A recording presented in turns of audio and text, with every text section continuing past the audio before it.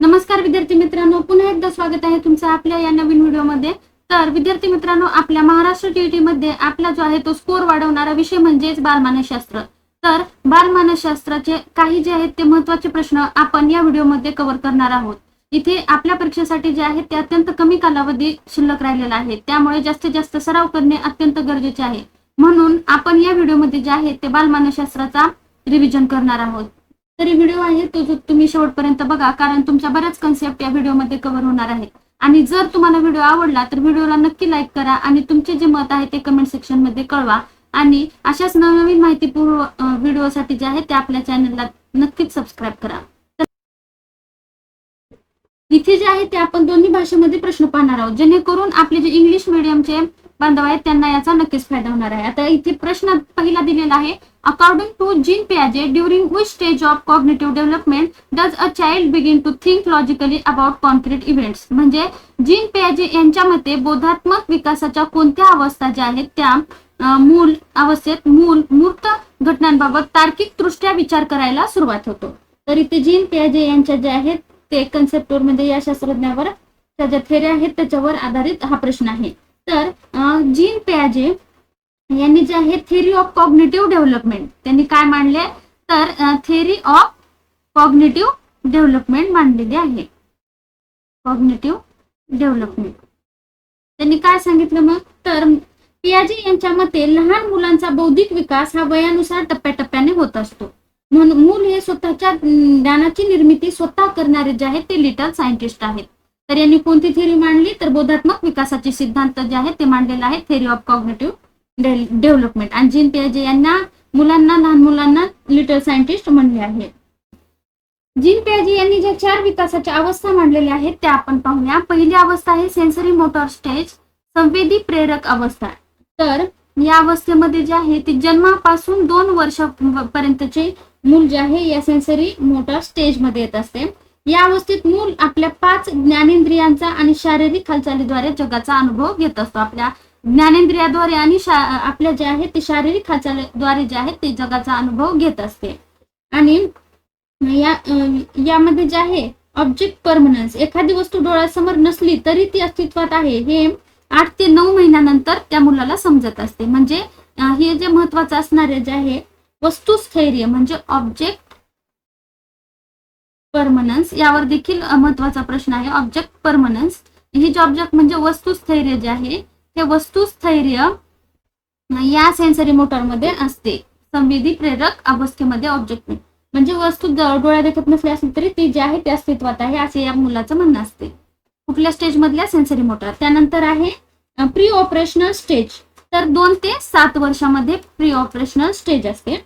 तर या अवस्थेत मुलाचा भाषेचा विकास जो आहे तो होत असतो। इथे काय होत असतं, भाषेचा विकास होत असतो आणि मूल प्रतिकात्मक विचार करू लागते, पण त्याच्या विचारामध्ये अजून लॉजिक आलेलं नसतं म्हणजे तार्किकता आलेली नसते। म्हणजे मूल जे आहे ते विचार करायला लागते पण त्याच्यामध्ये जे आहे ती तार्किकता आलेली नसते। त्याच्यानंतर आहे सी क्रमांकचा ऑप्शन आहे की कॉन्क्रीट ऑपरेशनल स्टेज, जे की आपल्या प्रश्नाचं जे आहे ते उत्तर आहे।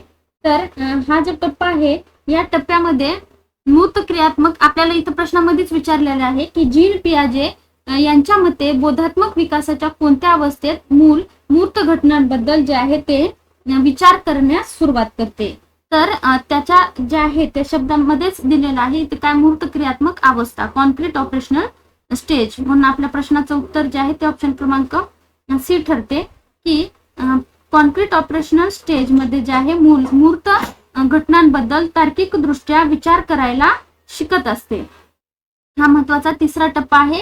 7 वर्ष ते 11 वर्षामध्ये हा टप्पा असतो आणि लॉजिकल थिंकिंग म्हणजे सुरुवात करते मूल लॉजिकल थिंकिंगला, कॉन्क्रीट गोष्टीला, मूर्त गोष्टीचा जे आहे ते विचार कर म्हणजे डोळ्यासमोर दिसणाऱ्या आणि स्पर्श करता येणाऱ्या गोष्टी असाव्या लागतात। कॉन्क्रीट म्हणजे मूर्त म्हणजे डोळ्यासमोर दिसणाऱ्या, अमूर्त म्हणजे ज्या की डोळ्यासमोर दिसत नाही। त्यानंतर फॉर्मल ऑपरेशनल स्टेज चौथा जो आहे डी क्रमांकचा ऑप्शन।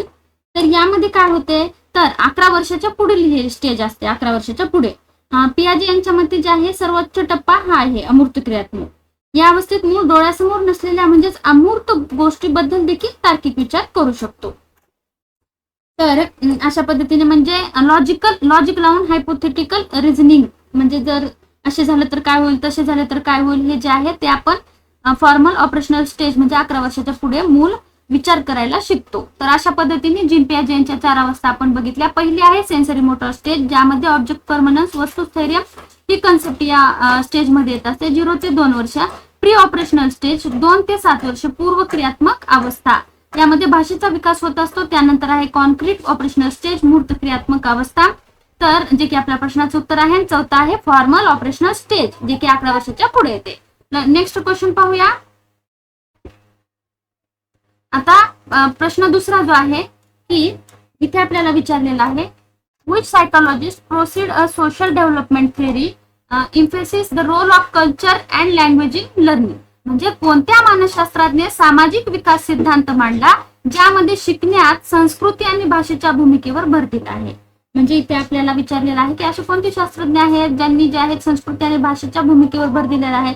तर आपलं उत्तर येईल लेव वायगोस्की. हे जे लेव वायगोस्की यांनी आहेत रशियन मानसशास्त्रज्ञ, त्यांनी जो आहे तो सामाजिक आणि सांस्कृतिक विकासाचा सिद्धांत मांडलेला आहे.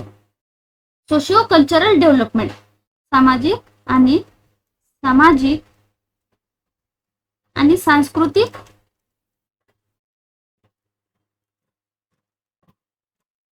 विकास सिद्धांत, हा जो सिद्धांत आहे तो कोणी मांडला, तर तो आपल्या लेव वायगोस्की यांनी मांडलेला आहे. त्याला इंग्लिशमध्ये म्हणतात सोशिओ कल्चरल डेव्हलपमेंट थेअरी. तर ही थेअरी मग काय म्हणते, वायगोस्की यांच्या मते मूल कधीही एकटे शिकत नाही. मुलाच्या शिकण्यात 3 मुख्य घटक जे आहेत ते एकत्र काम करतात. ते यांच्या मते मूल कधी एकत्र शिकत नाही, 3 घटक काम करत असतात. पहिला आहे सामाजिक आंतरक्रिया, यस म्हणजे सोशल इंटरॅक्शन. पहिला आहे सामाजिक आंतरक्रिया. दुसरा आहे संस्कृती आणि तिसरा आहे भाषा. तर यांनी जे आहे ते लेव वायगोस्की यांनी मांडलेलं आहे की मूल कधीच एकटे शिकत नसते. त्याच्यामध्ये समाज, सांस्कृतिक आणि भाषा जे आहेत ते महत्वाची भूमिका बजावत असतात. आणि दुसरं म्हणजे झेडपीडी जे आहे, झोन ऑफ प्रोक्झिमल डेव्हलपमेंट, झेडपीडी जे आहे ते यांनी जे आहे या सिद्धांतामध्ये मांडलं आहे. मुलाला स्वतःच्या हिमतीवर करता येणाऱ्या गोष्टी आणि कोणाच्या तरी मदतीने करता येणारी गोष्ट या दोघांमधील अंतर त्यांनी मांडले आहे. पुन्हा दुसरं महत्वाचं म्हणजे स्कॅफोल्डिंग, हे पण कोणी मांडले, हा पण की पॉइंट म्हणजे हा पण शब्द लक्षात ठेवायचा. स्कॅफोल्डिंग म्हणलं की लेव वायगोस्की, झेडपीडी म्हणलं की लेव वायगोस्की. तर स्कॅफोल्डिंग म्हणजे तात्पुरता आधार, मूल अडकल्यावर त्याला दिली जाणारी मदत. म्हणजे सायकल शिकत असताना आपण जे मागून पकडतो ते झालं स्कॅफोल्डिंग, म्हणजे हिंट देणे, मार्ग दाखवणे असं. आणि MKO मोर नॉलेजेबल अदर, म्हणजे हा पण एक महत्वाचा की पॉइंट आहे जो की आपल्याला लक्षात ठेवायचा, जो की लेव वायगोस्की यांच्याशी रिलेटेड आहे. मोर नॉलेजेबल अदर म्हणजे ज्या व्यक्तीला मुलापेक्षा जास्त ज्ञान आहे, उदाहरणार्थ शिक्षक, आई वडील किंवा हुशार मित्र यांच्याकडून जे आहे मुलाला नॉलेज देणे, म्हणजे MKO मोर नॉलेजेबल अदर्स. म्हणजे इथे आपण बघितलं लेव वायगोस्की आपल्या प्रश्नाचं उत्तर आहे. आपल्याला प्रश्नात विचारलं होतं की कोणत्या शास्त्रज्ञाने सामाजिक विकास सिद्धांत मांडला आहे ज्यामध्ये शिकण्यात संस्कृती आणि भाषेच्या भूमिकेवर भर दिलेला आहे. म्हणजे आपल्या प्रश्नाचं उत्तर आलं लेव वायगोस्की. लेव वायगोस्की यांनी सांगितलं की मूल कधी एकटे शिकत नाही, त्यामध्ये सामाजिक, सांस्कृतिक आणि भाषिक घटकांचा समावेश असतो. पुन्हा त्यांनी झेडपीडी म्हटलं की लेव वायगोस्की, स्कॅफोल्डिंग म्हटलं की लेव वायगोस्की, मोर नॉलेजेबल अदर म्हटलं की म्हणजे जास्त नॉलेज असणाऱ्या कडून शिकणे म्हणजेच MKO आलं की काय आलं, लेव वायगोस्की. लक्षात ठेवायचे, कारण हे आपण किती वेळेस केलं तरी आपल्याला थोडंसं विसरल्यासारखं होते, म्हणून बार बार रिव्हिजन करणं जास्त गरजेचं ठरतं. Next question. आता इथे आपल्याला विचारलेलं आहे, आता लेव वायगोस्की यांच्यावरच डबल आलेला प्रश्न आहे. आताच आपण बघितलं की the concept of zone of proximal development is associated with, म्हणजे झोन ऑफ प्रॉक्झिमल डेव्हलपमेंट ही संकल्पना कोणाशी संबंधित आहे, आताच आपण पाहिलं ही कोणाशी आहे, लेव वायगोस्की यांच्याशी संबंधित आहे. तर अशा पद्धतीने जे आहे ते क्वेश्चन येऊ शकतो, त्यामुळे आपण लक्षात ठेवायचं. आता लगेच आपण हे बघूया, ब्रुनर बघूया. तर हे जे ब्रुनर आहेत यांनी बोधनात्मक विकास म्हणजे शोध आधारित अध्ययन सिद्धांत मांडला. ब्रुनर यांनी जे आहे डिस्कव्हरी लर्निंग म्हणजे बोधनात्मक विकासाचा शोध लावला. तर यांनी जे आहे वायगोस्की यांच्या स्कॅफोल्डिंग या शब्दाला शैक्षणिक क्षेत्रात लोकप्रिय करण्याचे काम ब्रुनर यांनी केले. त्यांनी शिक्षणाच्या 3 अवस्था मांडल्या, इनॅक्टिव्ह, आयकॉनिक आणि सिम्बॉलिक. इनएक्टिव्ह, आयकॉनिक आणि सिम्बॉलिक. या तीन ब्रुनर यांनी स्कॅफोल्डिंग जे वॉयकोस्की यांनी मांडली होती स्कॅफोल्डिंग, त्याला जे आहे शैक्षणिक शास्त्रामध्ये जे आहे ते म्हणजे फेमस करण्याचं काम ब्रुनर यांनी केलेलं आहे. त्यांनी डिस्कव्हरी लर्निंग सिद्धांत मांडला. आणि कोहलबर्ग अत्यंत आपल्या मानसशास्त्रामध्ये फेमस शास्त्रज्ञ लॉरेन्स कोहलबर्ग यांनी थेअरी ऑफ मोरल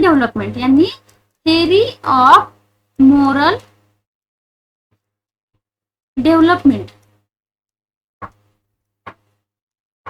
म्हणजेच कोणता नैतिक विकास सिद्धांत कुणी मांडला, तर तो मांडलेला आहे लॉरेन्स कोहलबर्ग यांनी मांडलेला आहे. त्यानंतर आहेत यामध्ये योग्य आणि अयोग्य यांची समज कशी विकसित होती, याच्या 3 पातळ्या आणि 6 टप्पे सांगितलेले आहेत. चौथा ऑप्शन आहे सिग्मंड फ्राइड हे जे आहेत मनोविश्लेषणवादाचे जनक आहेत. मनोविश्लेषणवादाचे जनक कोण आहेत, तर सिग्मंड फ्राइड हे आहेत. त्यांनी व्यक्तिमत्वाच्या मनोलैंगिक विकास सिद्धांत याचे थेअरी मांडले आणि मनाचे 3 भाग सांगितले, इदम, इगो आणि सुपर इगो. हे जे आहेत म्हणजेच यांनी काय मांडलं, इदम, पुन्हा इगो म्हणजेच अहम, आणि दुसरा आहे सुपर इगो, जे की आपण नंतर डिटेलमध्ये पाहूया. तर हे होते सिग्मंड फ्राइड. अशा पद्धतीने आपण हा प्रश्न बघितलेला आहे. नेक्स्ट क्वेश्चन पाहूया, क्वेश्चन 4. तर आपल्याला इथे दिलेला आहे प्रश्न की according to Lawrence Kohlberg theory of moral development obeying rules to avoid punishment comes under which level. म्हणजे लॉरेन्स कोहलबर्ग यांच्या नैतिक विकास सिद्धांतानुसार शिक्षा टाळण्यासाठी नियमांचे पालन करणे जे आहे ते कोणत्या पातळीत येत असते. तर अमेरिकन शास्त्रज्ञ होते हे लॉरेन्स कोहलबर्ग. त्यांनी मुलांच्या नैतिक विचारांचा विकास होतो यावर नैतिक विकास सिद्धांत म्हणजे थेअरी ऑफ मोरल डेव्हलपमेंट मांडला. यासाठी त्यांनी मुलांना वेगवेगळ्या नैतिक कोंडींच्या म्हणजे कथा ऐकून त्यांच्या उत्तरांचा अभ्यास केला. म्हणजे जे वेगवेगळ्या नैतिकतेच्या कथा आहेत ते त्यांनी मुलांना सांगितले आणि त्यांच्या उत्तरांचा जो आहे तो अभ्यास हे जे लॉरेन्स कोहलबर्ग आहे त्यांनी केलेला आहे. तर मग काय म्हणते ही थेअरी, तर कोहलबर्ग यांनी नैतिक विकासाच्या मुख्य 3 पातळ्या सांगितल्या आहेत. पहिली आहे प्री कॉन्व्हेन्शनल लेवल, पूर्व पारंपरिक पातळी, जे की जन्म ते 9 वर्षापर्यंत असते. कोणती, प्री कन्व्हेन्शनल, पूर्व पारंपरिक पातळी. त्यानंतर कन्व्हेन्शनल पातळी येते जी की 9 ते 16 वर्षापर्यंत येते. आणि त्यानंतर पोस्ट कन्व्हेन्शनल म्हणजे पारंपरिक पातळी आणि उत्तर पारंपरिक पातळी येते जी की 16 वर्षाच्या पुढे येत असते. हे जे आहे ही पहिली प्री कन्व्हेन्शनल लेवल म्हणजे पूर्व पारंपरिक पातळी. यामध्ये काय असतं, या पातळीवर मुलाची स्वतःची अशी कोणतीही नैतिकता नसते. मुलं जे आहेत मोठे जे आपले जे आई वडील किंवा शिक्षक सांगतात ते जशाच तसे ऐकत असतात. या पातळीत पहिलाच टप्पा येतो ज्याचे नाव आहे शिक्षा आणि आज्ञापालन. या पातळीमध्ये येते शिक्षा आणि आज्ञापालन पहिला टप्पा. म्हणजे इथे पातळ्या 3 आहेत, या 3 पातळ्या आणि त्याचे 2-2 प्रत्येकी 2-2 असे 6 टप्पे आहेत. यामध्ये पहिला जो टप्पा आहे तो आहे शिक्षा आणि आज्ञापालन, जे की आपल्याला प्रश्नामध्ये विचारले आहे की कोणत्या नैतिक विकास सिद्धांतानुसार यांच्या कोणत्या पातळीमध्ये जे आहे ते शिक्षा टाळण्यासाठी नियमाचे पालन करणे कोणत्या पातळीत येते. तर आपल्या प्रश्नाचं ऑप्शन येऊन जाते ऑप्शन क्रमांक 1 प्री कॉन्व्हेन्शनल लेवल. यामध्ये मुलगा किंवा विद्यार्थी जे आहे ते आपलं त्याला नैतिक असे काही विचार नसतात, ते मोठे जे सांगतात ते जशाच तसे ऐकत असतात. यामध्ये जो आहे तो पहिला जो आहे तो टप्पा आहे शिक्षा आणि आज्ञापालन, जो की आपल्याला प्रश्नात विचारलेला आहे. मूल विचार करते की जर मला शिक्षा झाली तर मी केलेले काम वाईट आहे आणि जर मी शिक्षेपासून वाचायचे तर मोठ्यांचे जे नियम आहेत ते ऐकले पाहिजे असा विचार या प्री कन्व्हेन्शनल लेवल मध्ये करत असते. त्यानंतर दुसरी लेवल बघूया कन्व्हेन्शनल लेवल म्हणजे पारंपरिक पातळी. या पातळीवर मुले समाज, कुटुंब आणि देशाच्या नियमांना स्वीकारतात. म्हणजे थोडेसे जे आहेत ते मोठे होतात आणि समाज, कुटुंब आणि देशाचे जे नियम आहेत यामध्ये इथे येते गुड बॉय गुड गर्ल ही कन्सेप्ट येते. गुड बॉय गुड गर्ल ही कन्सेप्ट येते. म्हणजे कायदा सुव्यवस्था इथे राखत असतात. त्यानंतर आहे पोस्ट कॉन्व्हेन्शनल लेवल उत्तर पारंपरिक पातळी. यामध्ये आहे ती सर्वोच्च पातळी आहे जिथे व्यक्ती स्वतःचे नैतिक सिद्धांत मांडत असतो. यामध्ये ते काय करतात स्वतःचे नैतिक सिद्धांत विचार मांडत असतात. म्हणजे चांगलं काय वाईट काय हे त्याला कळायला लागते. म्हणजे ते स्वतःच्या सतसत विवेक बुद्धीचा वापर करत असतात. ही झाली पोस्ट कन्व्हेन्शन. अशा पद्धतीने आपण लॉरेन्स कोलबर्ग यांचे जे आहेत त्या 3 पातळ्या बघितलेल्या आहेत. आता नेक्स्ट क्वेश्चन की आपल्याला विचारलेला आहे, who considered the father of the trial and error method of learning. तर थोड्या वेगळ्या पद्धतीने विचारलेलं आहे की प्रयत्न आणि भूल म्हणजे ट्रायल अँड एरर पद्धतीचे जनक कोणाला म्हटले जाते. तर ही जी थेअरी कोणी मांडलेली आहे आपल्याला माहित असेल तर E.L. थर्नडाईक. थर्नडाईक यांनी जे आहे अमेरिकन शास्त्रज्ञ यांनी ट्रायल अँड एरर थेअरी मांडलेली आहे. तर प्रयत्न आणि भूल सिद्धांत. तर कोणताही जीव पहिल्याच प्रयत्नात कोणतीही अचूक गोष्ट शिकत नाही असं थर्नडाईकचं मत होतं. तो अनेक प्रयत्न करतो, त्यात अनेक चुका होतात आणि हळूहळू चुका कमी होतात आणि ते जे आहे ते व्यवस्थित शिकतात विद्यार्थी. त्यांनी मांजरीवर प्रयोग केला, भुकेल्या मांजरीवर. मांजरीला एका पझल बॉक्समध्ये, पझल बॉक्स थर्नडाईक म्हणलं की लक्षात ठेवायचं मांजरी पझल बॉक्स याच्यावर प्रश्न येऊ शकतात. पझल बॉक्स ठेवला, मांजरीला पझल बॉक्स मध्ये बंद केलं आणि बाहेर मासा ठेवला. पिंजऱ्याचा दरवाजा उघडण्यासाठी आत केवळ एक कळी किंवा जे आहे ते बटन ठेवलं.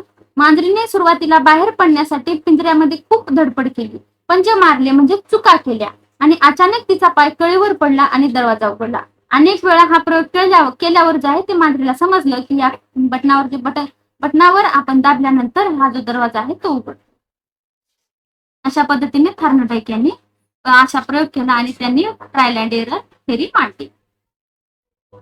त्यानंतर जे आहेत इव्हान पावलॉट यांनी अभिजात अभिसंधान थेअरी मांडली. यांनी कोणती मांडली? महत्वाची, अत्यंत महत्वाची अभिजात अभिसंधान सिद्धांत इव्हान पावलॉट यांनी मांडलेला आहे. तर त्यांनी कशावर केला? मग त्यांनी केला कुत्र्यावर प्रयोग केला. कुत्र्यावर प्रयोग केला.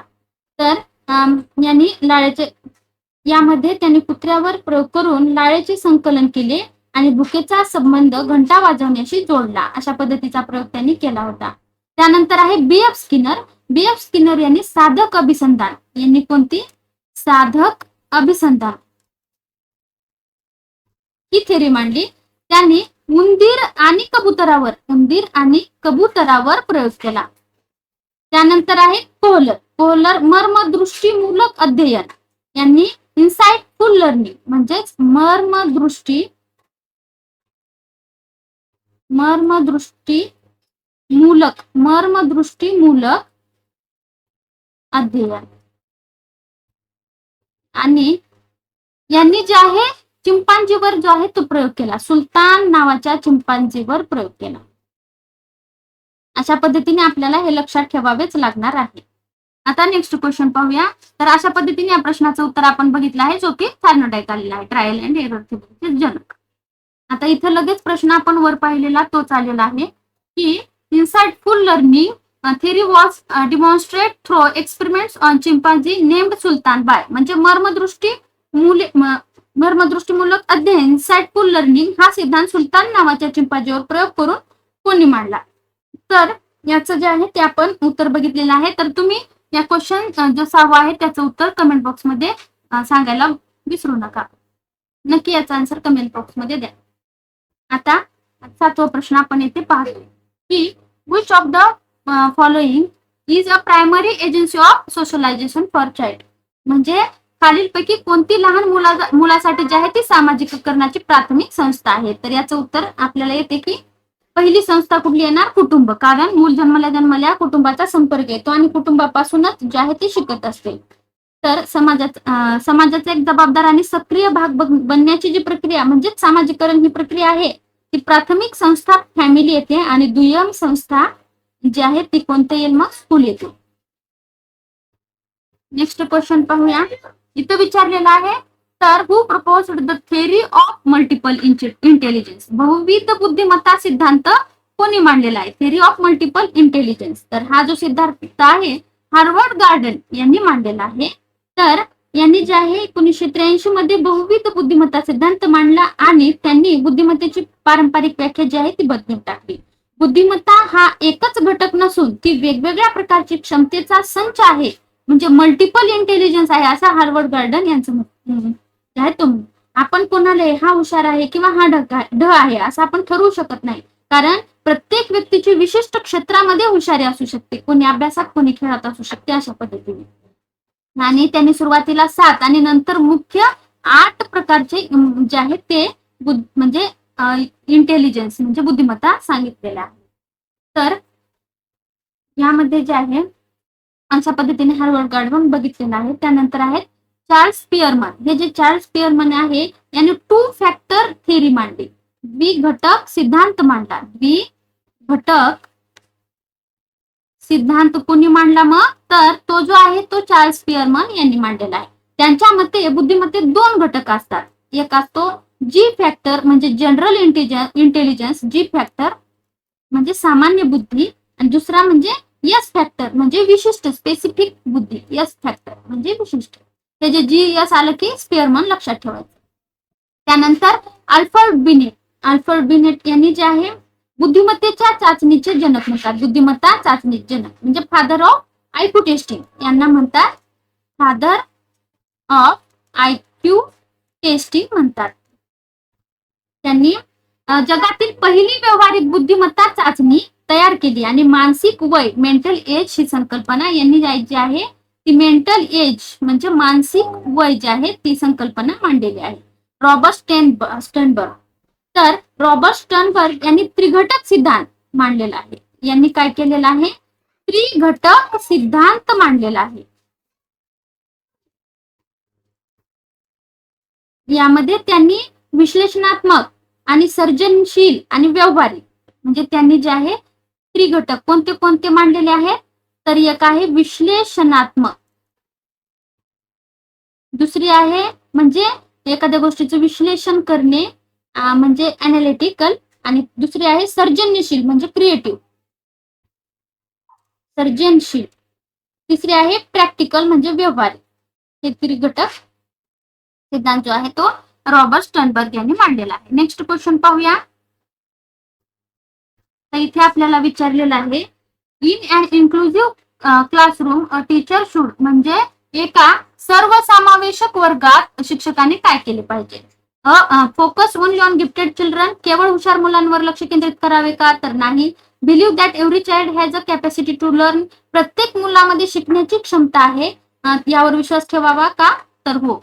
तर सर्वसमावेशक शिक्षक पद्धतीमध्ये जे आहे जात धर्म लिंग किंवा आर्थिक पार्श्वभूमी किंवा कोणतीही शारीरिक किंवा मानसिक डिसॅबिलिटी जी आहे ती लक्षात न घेता सर्व प्रकारच्या मुलांना एकाच छताखाली आणि एकाच वर्गात शिकवणं म्हणजेच सर्वसमावेशक वर्ग किंवा इन्क्लुझिव्ह क्लासरूम म्हणू शकतो आपण शिक्षण पद्धती. इन्क्लुझिव्ह किंवा सर्वसमावेशक शिक्षण पद्धती यामध्ये हा ऑप्शन करेक्ट ठरतो. त्यानंतर आहे सेग्रिगेट डिसेबल्ड चिल्ड्रन म्हणजेच अपंग मुलांना वेगळे करावे का, तर नाही. हा पर्याय बरोबर येत नाही. Use uniform instruction to for all student, जो आपला ऑप्शन क्रमांक डी आहे की सर्व विद्यार्थ्यांसाठी एकसारख्या सूचना म्हणजे वरकरणी हा पर्याय बरोबर वाटू शकतो म्हणजे आपल्याला की वरवरचा, पण सर्व मुली सारखी नसतात. जर वर्गात वेगवेगळ्या गरजा असणारी मुली असतील तर सर्वांना एकाच पद्धतीने शिकवून पण चालणार नाही. त्यामुळे थोडा थोडा जे आहे ते डिफरन्शिएटेड इन्स्ट्रक्शन द्यावे लागतील म्हणजे विविधतापूर्ण आणि लवचिक अध्यापन करावे लागेल. अशा पद्धतीने हा प्रश्न बघितलेला आहे आपण. नेक्स्ट क्वेश्चन बघूया. तर dyslexia is a learning disability primarily associated with difficulties in म्हणजे डिस्लेक्सिया हा जो अध्ययनाचा प्रकार आहे प्रामुख्याने कशातील अडचणीशी संबंधित आहे. तर आपल्याला माहित आहे की डिस्लेक्सिया हा जो आहे तो रीडिंगशी संबंधित आहे. यामध्ये लहान मुलांना बौद्धिक क्षमता असून देखील त्यांच्या मेंदूला जे आहे ते विशिष्ट प्रक्रियेतील त्रुटीमुळे वाचणे आणि लिहिणे शक्य होत नाही. अशा ज्या आहेत त्या जे आहे ते लर्निंग डिसेबिलिटी असतात. मग ज्या लर्निंग डिसेबिलिटीमध्ये वाचण्यात अडचण येते तिला म्हणतात डिस्लेक्सिया. आणि ज्याला म्हणजे डीचं पी दिसणे, डीचं बी दिसणे, असं पीचं क्यू दिसणे, वॉजला स्वा म्हणणे ही झाली लर्निंग डिस्लेक्सिया झाली. आणि रायटिंग जे आहे रायटिंग मध्ये जर समजा काही अडचण असेल तर त्याला म्हणतात डिस्ग्राफिया. त्यानंतर जो कॅल्क्युलेटिंग मध्ये अडचण असेल तर त्याला म्हणतात डिस्कॅल्क्युलेशिया. आणि दुसरा आहे बोलण्यामध्ये असेल तर त्याला म्हणतात ऍफेजिया. तर अशा पद्धतीने या प्रश्नाचं उत्तर डिस्लेक्सिया रिडिंग मध्ये जे आहे ते प्रॉब्लेम असतो. आता नेक्स्ट क्वेश्चन आहे, according to the progressive education concept proposed by John Dewey, school should prepare student for, म्हणजे जॉन ड्यूई यांनी मांडलेल्या पुरोगामी शिक्षण म्हणजे प्रोग्रेसिव्ह एज्युकेशन संकल्पनेनुसार शाळांनी विद्यार्थ्यांना कशासाठी तयार केले पाहिजे. तर जॉन ड्यूई यांनी जे आहे पुरोगामी म्हणजेच प्रोग्रेसिव्ह एज्युकेशन संकल्पनेचे जनक मानले जाते. त्यांना प्रोग्रेसिव्ह एज्युकेशन संकल्पनेचे जनक कोण आहेत? जॉन ड्यूई यांनी मांडलं. पारंपरिक आणि भूकंपट्टी जी रोट लर्निंग आहे याला कडाडून त्यांनी जे आहे तो विरोध केला. मग त्यांनी जी ही थिअरी मांडली त्याच्यानुसार विद्यार्थ्यांना कशासाठी केले जाते तयार, तर प्रेझेंट लाईफ म्हणजे वर्तमान जीवन जे आहे ते जगण्यासाठी जे आहे ते तयार केले जाते. जॉन ड्यूई यांच्या मते शिक्षणामुळे मुलाला त्याच्या आजच्या वर्तमानातील प्रेझेंट लाईफ समस्या सोडवता आल्या पाहिजेत. जर मुलाचे जीवन चांगल्या प्रकारे जगू शकले तरच ते भविष्यासाठी आपोआप तयार होईल. म्हणून त्यांनी प्रेझेंट लाईफ वर भर दिलेला आहे. नेक्स्ट क्वेश्चन बघूया. इथे आपल्याला विचारलेलं आहे की which of the following statement is best describes the relationship between development and learning. म्हणजेच जे आहे डेव्हलपमेंट विकास आणि अध्ययन यांच्यातील संबंधाचे खालीलपैकी कोणते विधान जे आहे ते सर्वाधिक उत्तमरित्या वर्णन करू शकते. Development is independent for learning, विकास हा अध्ययनापासून स्वतंत्र आहे का, तर नाही. Learning and development is a parallel process, तर विकास लर्निंग अँड डेव्हलपमेंट विकास आणि अध्ययन हे जे आहेत त्या एक समान चालणाऱ्या म्हणजे रेल्वेच्या पटरीसारख्या सोबत चालतात, पण कधी काय करतात एकमेकांनाच छेदत असतात. परंतु विकास आणि अध्ययन हे मात्र एकमेकांना छेदतात आणि एकमेकांवर थेट परिणाम करतात. म्हणून हे पर्याय चुकीचे आहेत. म्हणजे लर्निंग आणि विकास आणि हे म्हणजे एखादं जर म्हणजे ब्रेनने जर पूर्ण डेव्हलप असेल तर त्याचा जे असेल किंवा नसेल तर त्याच्या लर्निंगवर नक्कीच परिणाम होतो. म्हणून पॅरलल आहेत का, तर नाही. त्यानंतर हा जो आपला सी क्रमांकाचा ऑप्शन आहे, learning and development are complexly interrelated, म्हणजे अध्ययन आणि विकास हे गुंतागुंतीचे रीतीने परस्परांशी संबंधित आहेत. तर हा ऑप्शन जो आहे तो करेक्ट ठरतो, ते एकमेकाशी संबंधित आहे. Development rate is faster than learning rate, तर विकासाचा वेग अध्ययनाच्या वेगापेक्षा जास्त आहे असं काहीच नसतं. त्यामुळे ऑप्शन क्रमांक सी जो आहे तो करेक्ट ठरतो. आता इथे जो आहे तो आपल्याला प्रश्न दिलेला आहे की the concept of scaffolding in the context of learning refers to, म्हणजे अध्ययनाच्या संदर्भात जे आहे ही जी स्कॅफोल्डिंग आणि मचान किंवा तात्पुरता आधार ही जी कन्सेप्ट आहे या संकल्पनेचा अर्थ काय आहे, कुणाच्या संदर्भात, तर अध्ययनाच्या संदर्भामध्ये. तर ही कोणी मांडली मग, तर सर्वात अगोदर जो आहे तो लेव सिद्धांताशी जो संबंध आहे तो कुणाच्या सिद्धांताशी संबंध आहे, तो लेव वायगोस्की यांच्या सिद्धांताशी सोशो कल्चरल थिअरीशी संबंधित आहे. तर स्कॅफोल्डिंग म्हणजे काय, जेव्हा एखादे मूल एखादी नवीन गोष्ट शिकत असते किंवा एखादी समस्या सोडवत असते तेव्हा ती स्वतःहून पूर्ण करू शकत नाही, अशा वेळी शिक्षक किंवा आई वडील जे आहेत आपण त्यांनी मदत केलेली तात्पुरती मदत म्हणजे काय असते, स्कॅफोल्डिंग. तर आपले जे अध्ययन आहे अध्ययनाशी जे आहे ते रिलेटेड जे आहे ते खालीलपैकी कोणतं असं उदाहरण आहे जे स्कॅफोल्डिंग होऊ शकते. रोट मेमरायझेशन ऑफ फॅक्ट्स, तर त्यांचे पाठांतर करणं, तर नाही. इथे temporary support in learning by adults म्हणजे प्रौढांद्वारे अध्ययनामध्ये दिला जाणारा तात्पुरता आधार, तर हे करेक्ट ठरते. आताच आपण बघितलं. रिपीटिंग प्रिव्हियस लेसन्स, मागील पाठ्यांची जे आहे पुनरावृत्ती करणे का नाही. पनिशिंग स्टुडंट्स फॉर मिस्टेक म्हणजे विद्यार्थ्यांच्या चुकाबद्दल त्यांना शिक्षा करणे, तर हा पण येत नाही. तर याचं काय येईल मग, तर याचं जे आहे ते करेक्ट आन्सर ऑप्शन क्रमांक B, temporary support in learning by adults. तर पनिशमेंट वगैरे हे निगेटिव्ह शब्द जास्त प्रश्नांची उत्तरे बिलकुल राहत नाही, त्यामुळे टाळायचे. त्यानंतर आहे ऑप्शन जो आपला क्वेश्चन क्रमांक 14 देखील आहे, operant conditioning theory of learning was developed by, म्हणजेच ही जी अध्ययनाचा जो आहे साधक अभिसंधान म्हणजे ऑपरंट कंडिशनिंग सिद्धांत कोणी विकसित केला, तर तो जे आहे B.F. स्किनर यांनी जे आहे ती विकसित केला आहे. तर अमेरिकन शास्त्रज्ञ मानसशास्त्रज्ञ होते, यांनी जे आहे आणि कट्टर वर्तनवादी देखील होते. वर्तनवादी याच्यावर पण असं येतात प्रश्न की वर्तनवादी, B.F. स्किनर वर्तनवादी होते. त्यांनी अध्ययनामध्ये जे आहे ते पुनर्बलन या संकल्पनेला अत्यंत महत्वाचे स्थान दिलेले आहे. त्यांचे विचार जे आहे आजही आधुनिक शिक्षणामध्ये जे आहे ते वापरले जातात. BF स्किनर यांचे. तर साधक अभिसंधान थेरी म्हणजे ऑपरंट कंडिशनिंग थेरी जे आहे या सिद्धांतानुसार माणूस किंवा प्राणी आधी स्वतःहून कोणती तरी कृती करतो आणि त्या कृतीचे जे परिणाम मिळतात त्यावरून ती कृती भविष्यात पुन्हा करायची की नाही ते ठरवत असतो. म्हणजे माणूस किंवा प्राणी आहे अगोदर कृती करतो आणि त्याचे परिणाम पाहतो आणि नंतर ठरवतो की जे आहे ते ही कृती डबल करायची का नाही. आणि याचे दोन मुख्य घटक आहेत जे की आहेत बक्षीस म्हणजे पुनर्बलनमध्ये जर कृतीचे परिणाम सकारात्मक दिसले कौतुक किंवा बक्षीस तर ती कृती वारंवार केली जाते. आणि शिक्षा पनिशमेंट जर कृतीचे नकारात्मक म्हणजे शिक्षा हा नकारात्मक परिणाम आहे नकारात्मक परिणाम दिसला की मग त्याचे केले जात नाही. त्यानंतर आपण म्हणून या प्रश्नाचं उत्तर ऑप्शन क्रमांक बी करेक्ट ठरते. त्यानंतर आपण बघितलेलं आहे की स्किनर हे जे स्किनर आहेत यांची उंदीर आणि कबुतरावर प्रयोग केला. त्यांनी उंदराला एका विशिष्ट पेटीमध्ये बंद केलं ज्याला की स्किनर बॉक्स म्हटले जातं. स्किनर विशिष्ट पेटीमध्ये बंद केलं त्याला म्हणतात स्किनर बॉक्स. कशाला बंद केलं? उंदराला. आणि पेटीमध्ये जे आहे ती कळ म्हणजे बटन ठेवलं जी दाबल्यावर अन्न मिळायचे. सुरुवातीला उंदीर जे आहे ती पेटी तिकडे तिकडे फिरताना अचानक त्याचा पाय पडायचा आणि अन्नाचा तुकडा भेटायचा. अशी अनेक वेळा केल्यावर उंदराला समजले की ही कळ दाबल्यानंतर आपल्याला जे आहे ती भुकेल्या उंदराने जे आहे ती डायरेक्ट कळ म्हणजे ते बटन दाबायला सुरुवात केली. तर अशा पद्धतीने हे स्किनर यांचा जो आहे तो प्रयोग होता. 15वा क्वेश्चन आपण पाहतोय जो की आहे growth in a child refers purely to changes in म्हणजे मुलांमधील वाढ म्हणजे प्रामुख्याने कशामधील बदल होय.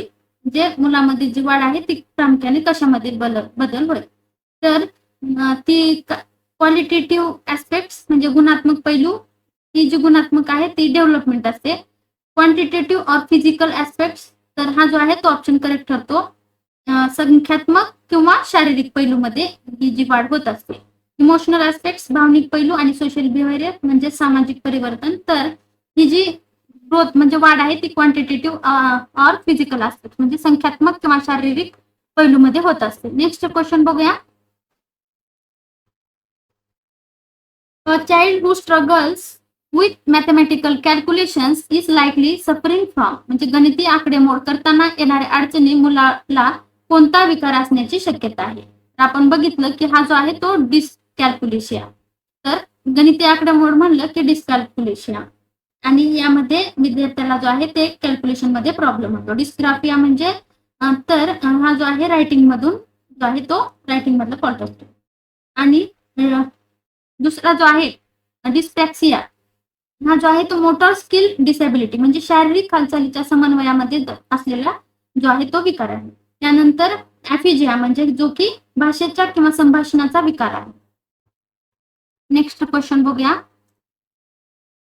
इथे आपल्याला प्रश्न विचारलेला आहे की according to Erik Erikson physiological theory the stage of trust versus mistrust cost during म्हणजे इरिक इरिक्सन यांच्या मनोसामाजिक सिद्धांतानुसार विश्वास विरुद्धचा अविश्वास ही अवस्था केव्हापासून दिसते.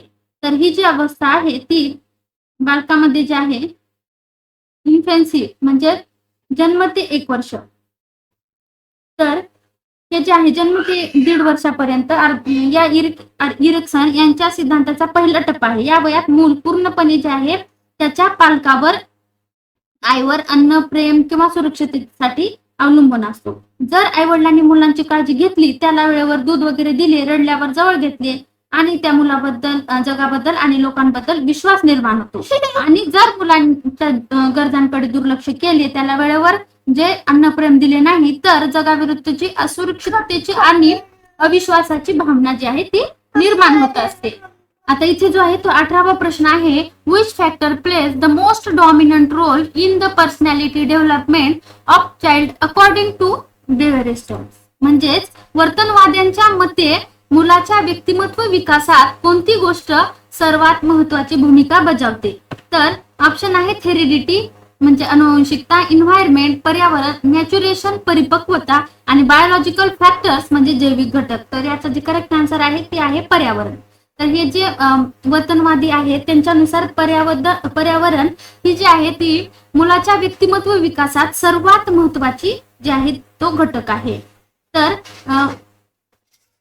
वर्तनवादी जे आहेत ते हेरिडिटीला फारसे महत्व देत नाहीत, म्हणजेच अनुवंशिकतेला जास्त महत्व देत नाही. त्यांच्या मते मूल कसे घडले हे त्याच्या घर, शाळा याच्याशीच म्हणजे अवलंबून असते.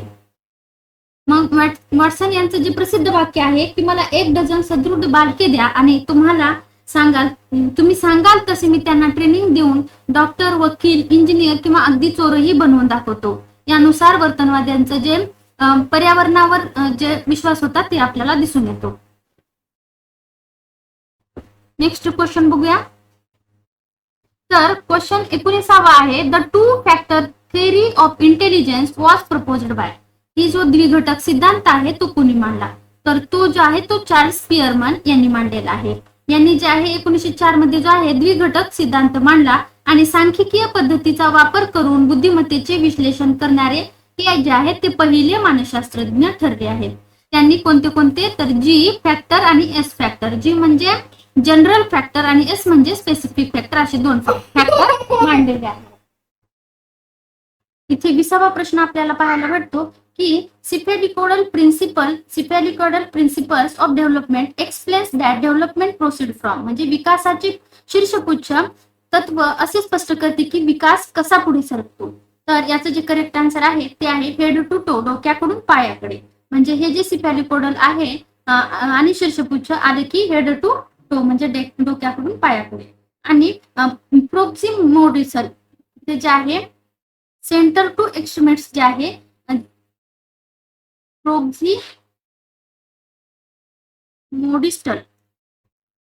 प्रोक्सिमोडिस्टल म्हटलं की सेंटर टू एक्स्ट्रीमेट्स म्हणजे केंद्राकडून परिघाकडे जे आहे ते समीप दूरस्थ तत्व.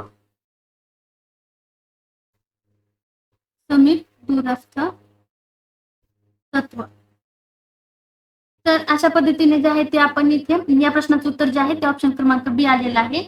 तर इथे जे आहे अशा पद्धतीने आपण बालमानसशास्त्राचे 20 प्रश्न आपण पाहिलेले आहेत जे की तुमच्या पीईटी परीक्षेसाठी अत्यंत महत्वाचे आहेत. तरी विद्यार्थी मित्रांनो, तुम्हाला जर व्हिडिओ आवडला तर व्हिडिओला लाईक करा, चॅनलला सबस्क्राईब करा आणि थँक्यू सो मच, तुम्ही व्हिडिओ शेवटपर्यंत बघितला.